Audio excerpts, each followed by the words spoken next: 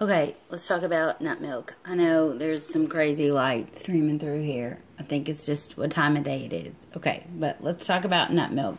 So, I mentioned that, or seed milk. It can be nut milk or seed milk. So, I've got these sesame seeds that I started soaking just in a lot of water for them to float around in. And then I'm going to strain it in a fine mesh strainer. Hang on. So you're just going to want to strain out your nuts or your seeds and put those in the blender. Now, the recipes will basically tell you you can put 2 to 3 cups of water in. And that just really has to do with how thick you want it to be, what the texture is a little bit. I personally use about for this quantity, I'm going to use about 2 to 2.5 cups of water. I think 3 cups is a little bit thin. I mean, but if 2 is too strong, if the flavor is too strong for you for some, then you might want more water. So taste it and see what you like. Also, you're going to sweeten it with dates. It will tell you how many for different ones. Sesame seeds are a little bit more bitter, so you use more to sweeten it. If you have a regular blender, not a high-speed blender, you might want to chop up the dates just a little bit more, just to make it easier on your blender. So you're going to want your dates, pinch of salt, and some cinnamon. I like it really cinnamony.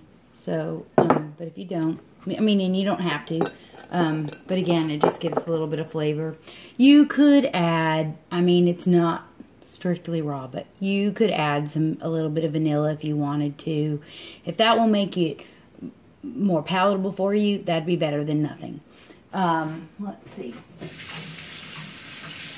And then, oh, well, shoot a rabbit. I gotta get my measuring cup.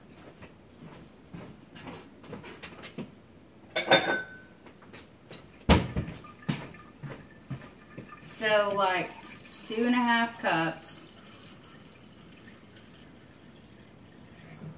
It doesn't have to be super exact.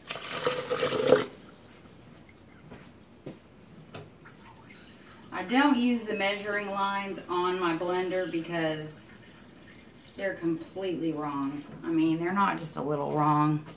They're totally wrong. I should actually mark on my blender with a Sharpie where the real marks are. I just not thought about that. I don't know why I hadn't thought about that before. Duh. And then you're going to blend. So far, you can see how complicated this is, right?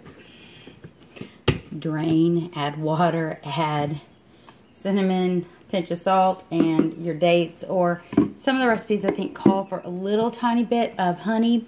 Okay, now, I should say this, that almonds, if you... Wait a minute. I'll wait till I blend this, and then I'll tell you. Hang on. Okay, so I've blended it, and it's super creamy. That's what you're doing. You're just going to blend it till it's super creamy. For a high-speed blender, you're probably talking, I think I did this for about 35 seconds. I could have probably stopped it sooner. If you want to drink it warm, warm milk, you can blend it longer so it just warms up, if you like that. I've done that before. Maybe not in this heat, but you can. You can if you want to. Anyway, but in a regular blender, you might have to blend it for a couple of minutes. I don't know. Again, I haven't had a non-high-speed blender in so long that I can't remember, and I didn't do any of this stuff in a regular blender, so it's hard for me to gauge exactly. My mom had a regular blender for years until my sister and I basically made her buy my old one. This is Timothy's because I made him get one of these before we got married. Anyway, and then you're just gonna strain it. What I was gonna say is, if you use almonds, it's recommended to peel the almonds, not for any reason other than just for taste. You can certainly not peel your almonds and then blend it and then strain it out. or not strain it out. What's I going to say? But if you, once you soak your almonds, basically if you just pinch the end of them, they should just pop right out of their little skins. I mean, does it take a few minutes? But at this quantity, you know, it's probably a 7 or 8 minute job you could do watching the news. It's mindless, so you could do something else while you're doing that. You do not have to strain your milk. Like, there's no law that says you have to. There's nothing bad if you don't. It's really a flavor thing and a texture thing. You're going to have little bits of the shell or, you know, just little grainy bits. But if you don't care about that, then by all means don't strain. But I'm just, this is an actual nut milk bag. So it's actually finer and it's a little bit longer to squeeze out, but it's more durable in the end. That's why I have one. But if you get one of those little paint strainers,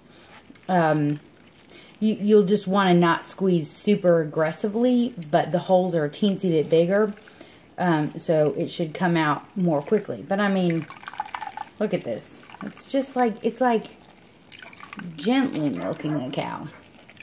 Well, okay, no, it's not exactly like milking a cow, but it's just a gentle squeeze. It'll come out. And then you'll have some pulp, which theoretically a person can do stuff with, but we won't go into that now.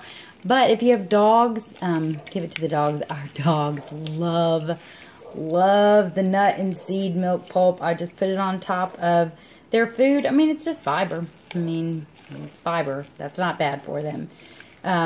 Anyway, so just squeeze it until the liquid is all in your bowl and not in the bag. Squeeze as much as you can out of it, and then you just have this, I mean, a relatively dry-ish, semi-damp pulp.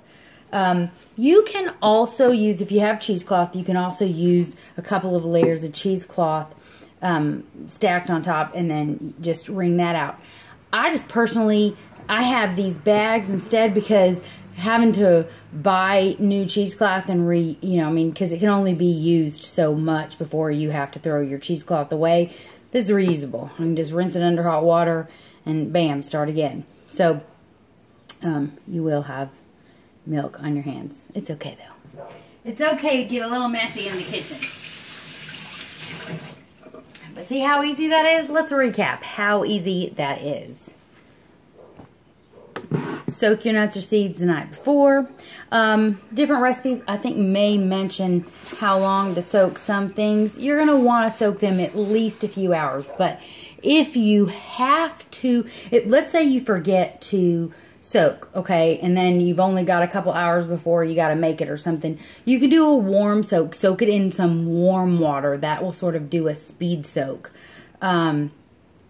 And then just drain out the water from that soak. Rinse them again, just in a fine mesh strainer. I mean, theoretically, you could, if you do not have another fine mesh strainer, you could do it in whatever you're going to use to strain the nut milk once it's made. And you'll just have to sort of shake out the seeds.